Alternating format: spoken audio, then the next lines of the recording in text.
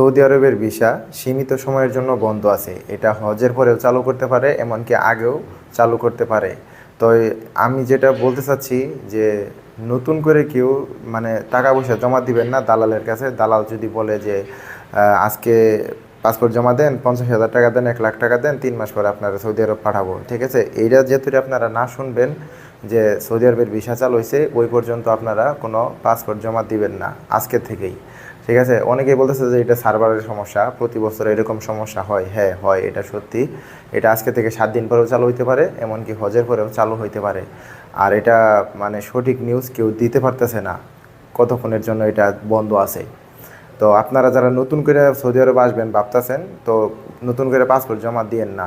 আর যাদের ফ্লাইটের তারিখ হয়ে গেছে বা ভিসা হয়ে গেছে, সব কিছু ওকে হয়ে গেছে, তারা ঠিকই আসতে পারবেন। তাদের কোনো ভয় পাওয়ার কোনো কারণ নাই। তো এটাই আমি বলতে আসছিলাম। আর অনেকেই তো বুঝেনি, গুজবে কান দেয়। তো কেউ গুজবে কোনো কান দিবেন না, জাস্ট এতটুকুই বলার ছিল। আসসালামু আলাইকুম।